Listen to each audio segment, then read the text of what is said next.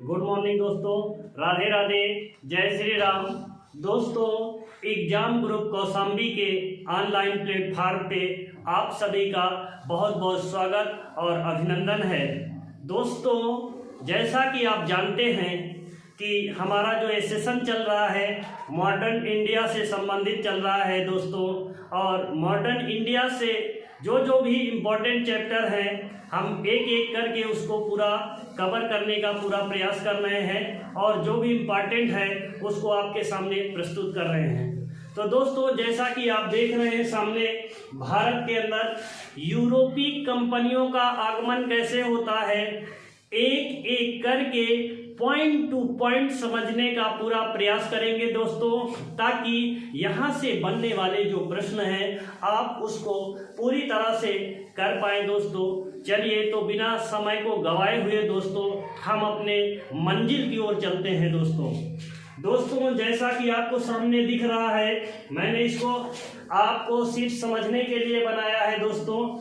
ये है रोमन साम्राज्य, ये है दोस्तों रोमन साम्राज्य, और ये तीसरी शताब्दी का है भाई, तीसरी शताब्दी का। दरअसल दोस्तों, तीसरी शताब्दी की बात है, रोमन साम्राज्य दो भागों में विभाजित हो जाता है दोस्तों। आज आप यूरोपीय कंपनियों का आगमन कैसे होता है, उनकी क्या आवश्यकता पड़ गई भारत में आने का, क्या इससे पहले भारत के साथ व्यापार होता था या नहीं होता था दोस्तों, एक एक करके हम इसको समझने का प्रयास करेंगे दोस्तों। तीसरी शताब्दी की बात है, रोमन साम्राज्य दो भागों में विभाजित हो जाता है। जैसे आज हमारा पाकिस्तान और भारत बटा हुआ है, वैसे तीसरी शताब्दी की बात है दोस्तों, रोमन साम्राज्य दो भागों में विभाजित हो जाता है। और जैसे ही ये दो भागों में विभाजित हो जाता है दोस्तों, इधर पूर्वी रोमन साम्राज्य और इधर पश्चिम रोमन साम्राज्य। दोस्तों, पश्चिमी जो रोमन साम्राज्य था इसकी राजधानी रोम थी। जी हाँ, सही आप सुन रहे हैं दोस्तों, पश्चिमी रोमन साम्राज्य की राजधानी क्या थी, रोम। और पूर्वी रोमन साम्राज्य की जो राजधानी थी कुंस्तुनतुनिया। जी हाँ, इसको गौर से देखिएगा दोस्तों, कुंस्तुनतुनिया, पूर्वी जो रोमन साम्राज्य था इसकी राजधानी क्या थी, कुंस्तुनतुनिया, और पश्चिमी रोमन साम्राज्य की राजधानी क्या थी, रोम। दोस्तों, 477 ईस्वी की बात है। 477 ईस्वी में रोमन पर जर्मन आक्रमणकारियों ने आक्रमण कर दिया और इसके पश्चिमी हिस्से पर अधिकार कर लिया। जी हाँ, किस 477 ईस्वी की बात है दोस्तों।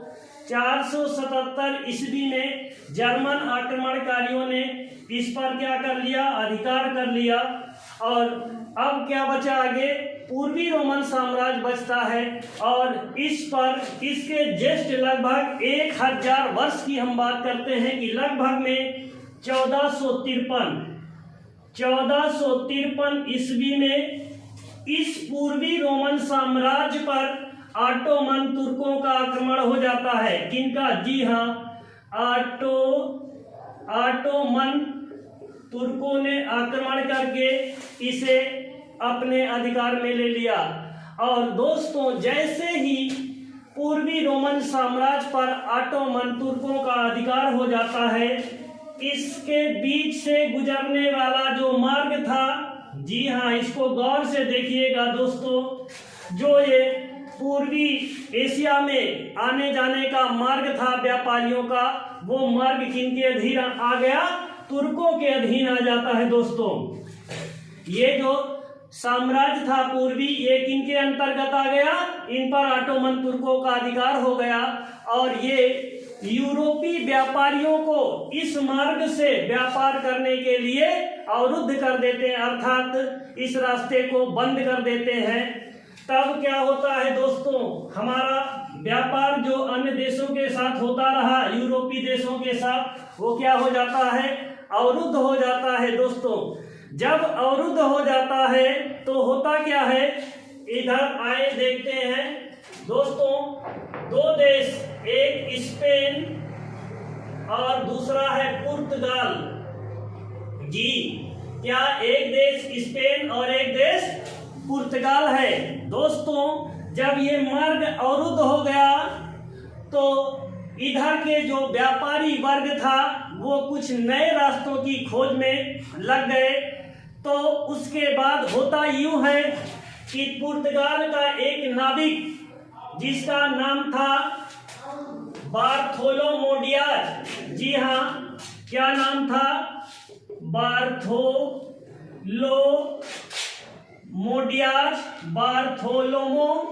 डियाज। जी, बार्थोलोमो डियाज ने 1487 ईस्वी में क्या करता है, ये पूर्वी एशिया की ओर आता है। और देखेंगे कि आप अफ्रीका महाद्वीप में एक जगह है जिसका नाम है केप ऑफ हुड। और याद रखना, बार्थोलोमो डियाज केप ऑफ हुड तक आता है और जब रास्ता नहीं पाता तो ये क्या करता है, ये पुनः वापिस पुर्तगाल चला जाता है दोस्तों। और जब ये वापिस चला जाता है तो जो इसके बगल में पुर्तगाल और स्पेन विश्व के नक्शे पर आप देखेंगे तो दोनों देश एकदम आजू बाजू में हैं। दोस्तों, जब पुर्तगाल के लोग आ गए और यहाँ से आए, देखे कि हलचल हो रही है, तो स्पेन का एक व्यक्ति चलता है जिसका नाम क्या है दोस्तों, जिसका नाम है कोलंबस। जी, 1492 ईस्वी में कोलंबस चलता है दोस्तों। और कोलंबस भारत पहुंचने का मार्ग ढूंढते ढूंढते कहाँ पहुंच जाता है दोस्तों, इधर से वो सीधा कहाँ चला जाता है, वो उत्तरी अमेरिका चला जाता है। जी हाँ, कहाँ चला जाता है, उत्तरी अमेरिका। और जैसे ही उत्तरी अमेरिका के बॉर्डर पे पहुंचता है, यहाँ पर बसे हुए जो जनजातियां थी उनको ये क्या कहता है, रेड इंडियन बोलता है। दोस्तों, क्वेश्चन आता है कि रेड इंडियन जनजाति किस देश में पाई जाती है, तो कहाँ पर पाई जाती है दोस्तों, उत्तरी अमेरिका क्षेत्र में पाई जाती है। जी हाँ, कहाँ पाई जाती है, उत्तरी अमेरिका। और दोस्तों, इस प्रकार स्पेन के निवासी कोलंबस वापिस चला जाता है। तब इसके बाद एक दूसरा पुर्तगाली 1500 ईस्वी में आता है जिसका नाम पेड्रो अल्वारेज कैब्रल था। 1500 ईस्वी में, जी हाँ, 1500 ईस्वी में, जिसका नाम था कैब्रल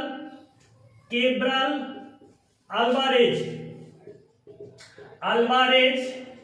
ये व्यक्ति आता है भारत 1500 ईस्वी में, लेकिन यह भारत आकर के और पुनः वापिस चला जाता है। लेकिन याद रखना दोस्तों, इससे पहले हम बात करते हैं उस व्यक्ति की जिस व्यक्ति ने इतिहास के दुनिया में एक एक पढ़ने वाले के बच्चे के जुबान पे उसका नाम होता है दोस्तों। और उस व्यक्ति का नाम है वास्को डिगामा। वास्को डिगामा पुर्तगाल का निवासी था और यह 17 मई 1498 ईस्वी को अब्दुल मुनीद या अब्दुल मजीद भी कहते हैं, अब्दुल मुनीद या अब्दुल मजीद के पथ प्रदर्शक में याद रखना वास्को डिगामा कहाँ पहुंचता है, कालीकट बंदरगाह पर। और कब पहुंचता है, 17 मई 1498 को। दोस्तों, जब वास्को डिगामा पहुंचता है तो कालीकट पर बसे हुए जो अरब के व्यापारी थे वो वास्को डिगामा के साथ अभद्रता से पेश आते हैं। जी हाँ, कैसे पेश आते हैं, अभद्रता के साथ पेश आते हैं दोस्तों। लेकिन वहां का जो राजा था जिसकी पैतृक उपाधि जमोरिन थी, जमोरिन ने क्या किया, वास्को डिगामा का स्वागत किया। क्या किया, स्वागत किया, अभिनंदन किया दोस्तों। और जैसे ही वास्को डिगामा, जैसे ही वास्को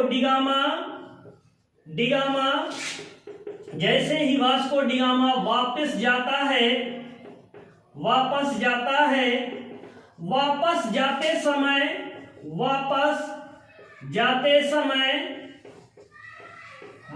जाते समय जामोरिन ने इनको जड़ी बूटियां और मसाले उपहार के रूप में भेंट किया दोस्तों। और याद रखिए दोस्तों, वास्को डिगामा इन जड़ी बूटियां और मसालों को ले जाकर, याद रखना किताबों में ये लिखा है कि सारा माल यात्रा भाड़ा सब निकालने के बाद उसको 60 गुना लाभ होता है। जी हाँ, कितना लाभ होता है? 60 गुना लाभ होता है। और दोस्तों, जैसे ही वास्को डिगामा को 60 गुना लाभ होता है, उनके मन के अंदर ये हो गया कि क्यों ना हम भारत के अंदर चलें और भारत के अंदर फैक्ट्री की स्थापना कर देते हैं दोस्तों। उसके बाद वास्को डिगामा 1502 में पुनः भारत आता है। जी हाँ, वास्को डिगामा 1502 में पुनः भारत आता है। जी हाँ, कब आता है? क्वेश्चन आता है कि वास्को डिगामा पुनः दूसरी बार भारत कब आया था? तो दोस्तों 1502 ईस्वी में आया था। और आने के बाद दोस्तों 1503 ईस्वी में पहली पुर्तगाली फैक्ट्री की स्थापना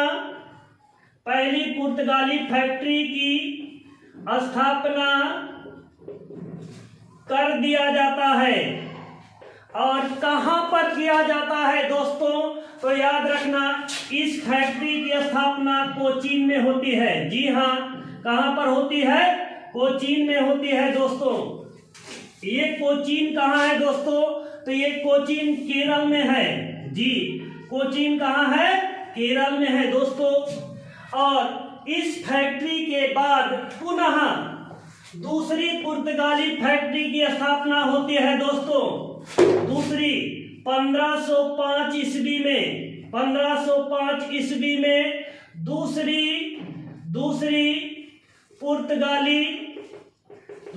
पुर्तगाली फैक्ट्री की स्थापना होती है। जी हाँ, दूसरी पुर्तगाली फैक्ट्री की स्थापना 1505 कहां पर होती है दोस्तों? तो ये स्थान है दोस्तों कन्नूर। जी हाँ, सही सुना आपने, कहां है? कन्नूर। और कन्नूर भी कहां है दोस्तों? ये भी जगह कहां है?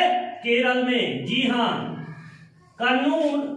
और याद रखना, पहली फैक्ट्री कोचीन, कन्नूर और कोचीन में जब 2 फैक्ट्रियां स्थापित हो जाती है, तब जो है पुर्तगाल की सरकार ने अपना एक गवर्नर भेजती है दोस्तों। और उस गवर्नर का नाम क्या था? ये एग्जाम में पूछा जाता है दोस्तों कि भारत आने वाला पहला पुर्तगाली गवर्नर कौन था? तो दोस्तों हम एक पॉइंट टू पॉइंट समझने का प्रयास करेंगे दोस्तों। तो भारत आने वाला पहला पुर्तगाली गवर्नर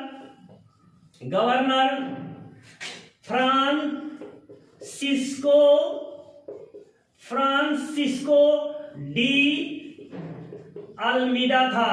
जी हाँ, फ्रांसिस्को डी अल्मीडा। दोस्तों, फ्रांसिस्को डी अल्मीडा किस वर्ष भारत आया? यहाँ पे ये प्रश्न पूछा जाता है दोस्तों। तो फ्रांसिस्को डी अल्मीडा 1505 में भारत आता है। जी हाँ, कब आता है? 1505 में भारत आता है।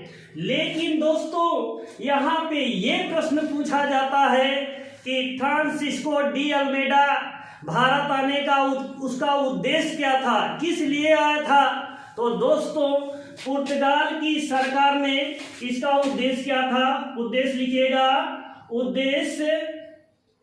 उसका उद्देश्य क्या था? भारत के अंदर शांति जल की नीति अपनाना। क्या अपनाना? शांत जल की नीति इसे बोलते हैं blue water policy, blue water policy. तो दोस्तों फ्रांसिस्को डी अल्मेडा भारत के अंदर ब्लू वाटर पॉलिसी चलाया था। जी हाँ, क्या चलाया था? Blue water policy. और ब्लू वाटर पॉलिसी का अर्थ क्या होता है? शांत जल की नीति। दोस्तों इसे पुर्तगाल सरकार की ओर से यह आदेश दिया गया था। इसे पुर्तगाल सरकार की ओर से यह आदेश दिया गया था कि वह भारत में ऐसे पुर्तगाली दुर्ग बनवाए जिसका कारण सुरक्षा ना होकर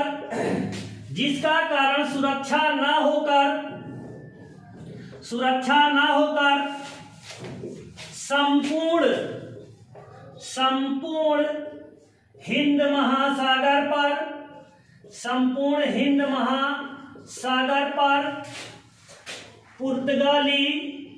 पुर्तगाली नियंत्रण स्थापित हो जाए।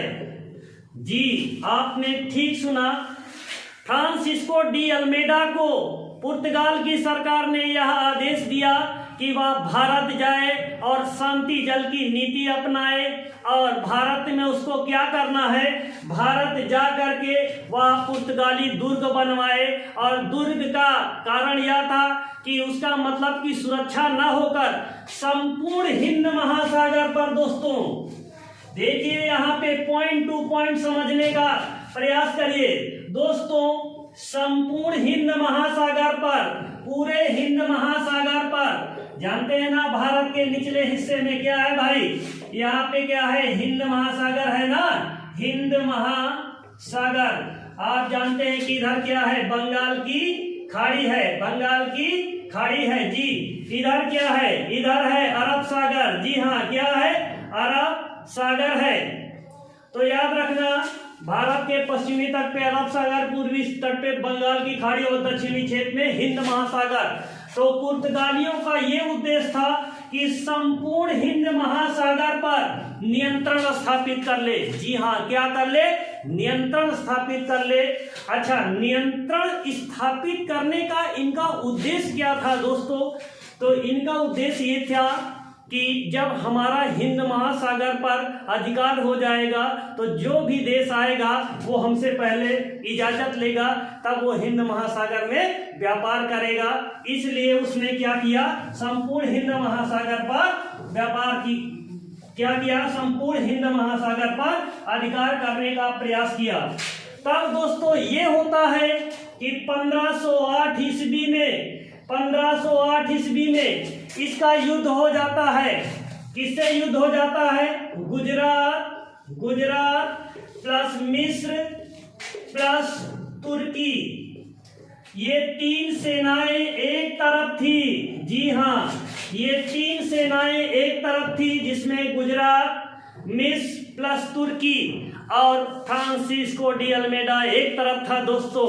और होता यूं है कि 1508 ईस्वी में ये तीनों मिल करके फ्रांसिस्को डी अल्मेडा को हरा देते हैं। जी हाँ, आपने सही सुना। कौन हारता है? फ्रांसिस्को डी अल्मेडा की हार। जी हाँ, 1508 ईस्वी में फ्रांसिस्को डी अल्मेडा हार जाता है। लेकिन यहां पर आगे और समझिएगा, यहां तो हार जाता है, लेकिन 1509 ईस्वी में दोस्तों, 1509 ईस्वी में फ्रांसिस्को डी अल्मेडा, जी हाँ, 1509 ईस्वी में फ्रांसिस्को डी अल्मेडा तीनों सेनाओं को हरा देता है। जी हाँ, आपने सही सुना। 1509 ईस्वी में दोस्तों फ्रांसिस्को डी अल्मीडा तीनों सेनाओं को हरा देता है। और जैसे ही ये तीनों सेना हार जाती है, ये याद रखना दोस्तों, सारे एशिया में पुर्तगालियों की नौसैनिक सबसे मजबूत थी दोस्तों। और जैसे ही ये हार जाते हैं, ये संपूर्ण हिंद महासागर पर ये क्या कर लेता है, अधिकार जमा लेता है दोस्तों। तो ये दोस्तों थी कि फ्रांसिस्को डी अल्मीडा कब आया, 1505 ईस्वी में भारत आता है और 1509 में वापस जाता है। कब आता है, 1505 में आता है और 1509 ईस्वी तक ये इसका कार्यकाल था। किसका, फ्रांसिस्को डी अल्मीडा का कार्यकाल। जी हाँ, इसको गौर से देखिएगा। फ्रांसिस्को डी अल्मीडा 1505 में आया और कब गया, 1509 में। 1508 में इसका युद्ध होता है और इसी युद्ध में इसका पुत्र भी मारा जाता है दोस्तों। अब इसके बाद क्वेश्चन ये आता है दोस्तों, भारत आने वाला दूसरा पुर्तगाली गवर्नर कौन था। दोस्तों ये वीडियो मेरा लंबा हो जाएगा, लेकिन मेरी मजबूरी है कि अगर आपको पॉइंट टू पॉइंट अगर नहीं बताऊंगा तो आपके समझ में नहीं आएगा। क्योंकि देखिए, इतना मैं इसको प्रयास करके आपके समक्ष लाने का पूरा कोशिश कर दिया हूं कि आपको point to point, door to door बताते चलूं, किसमें आप जो है देख लें एक बार वीडियो, काम खत्म पुर्तगाली। तो दोस्तों भारत आने वाला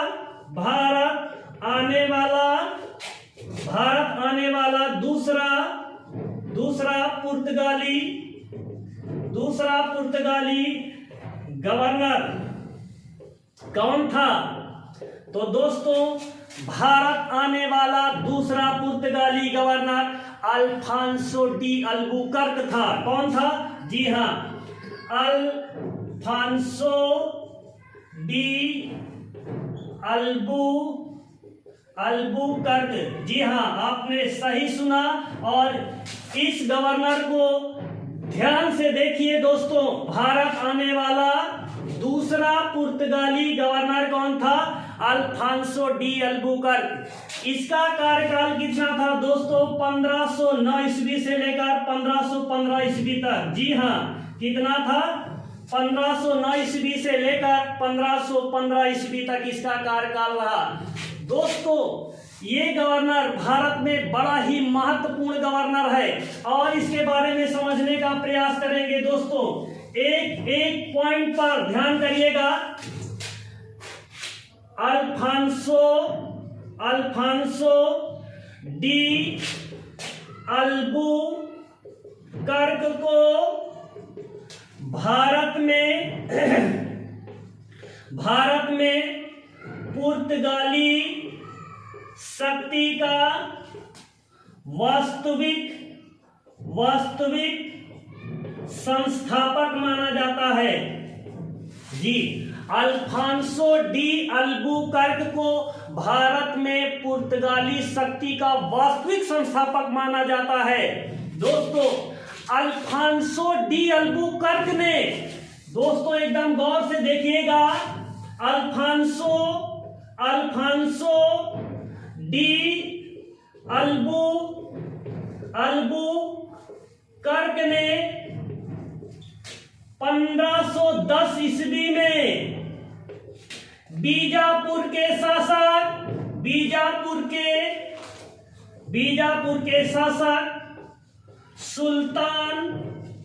सुल्तान आदिल शाह, जी इसका नाम सुना होगा, सुल्तान आदिल शाह से गोवा जीत लिया। देखिए दोस्तों कितना इंपॉर्टेंट है। ये पूछा जाता है कि गोवा की कोई किसने जीता था, तो कौन जीता था दोस्तों, अल्बुकर्क ने जीता था। और किस सन में जीता था, 1510 ईस्वी में दोस्तों जीता था। दोस्तों इसके बाद क्या होता है कि अल्बुकर्क अपने देश के बसे हुए स्वदेशवासियों से यह कहा कि वह भारतीय स्त्रियों से विवाह करें, प्रोत्साहन दिया। कि भारत में जो भी पुर्तगाली हैं वो भारतीय स्त्रियों से विवाह करें, और इसलिए कह रहा था कि जब आपको कोई अपनी बेटी दे देगा तो क्या आपसे लड़ाई करेगा। तो ये दिमाग पुर्तगाली लगा रहे थे दोस्तों। तो हुआ यूं कि दोस्तों अल्बुकर्क अपने क्षेत्र में सती प्रथा पर रोक लगा दिया। जी हाँ, क्या कर दिया? अल्फांसो डी अल्बुकर्क अपने क्षेत्र में सती प्रथा पर भी रोक लगाया था। ये पूछा जाता है कि वह कौन सा पुर्तगाली गवर्नर था जो अपने क्षेत्र में सती प्रथा पर रोक लगाया था। तो कौन था? अल्बुकर्क था। दोस्तों, हम ये वीडियो को लंबा ना करते हुए ये चाहते हैं कि इसके आगे का भाग हम आगे एपिसोड में बनाने का प्रयास करें, अगले वाले सेशन में रखें। दोस्तों, इसके आगे अब हम कल फिर से मिलेंगे दोस्तों। जैसे ही अल्बुकर्क के बाद आपका आएगा नीनो डी कुन्हा आएगा। नीनो डी कुन्हा ने भारत में क्या क्या कार्य किया तो उसके बारे में बताएंगे। फिर उसके बाद कार्टज अर्मेडा काफिला व्यवस्था क्या है ये बताएंगे। पुर्तगालियों ने गोवा के सभी मंदिरों को कब नष्ट कर दिया ये बताएंगे दोस्तों। तब अगले एपिसोड में फिर मिलेंगे, तब तक के लिए बाय बाय, जय हिंद।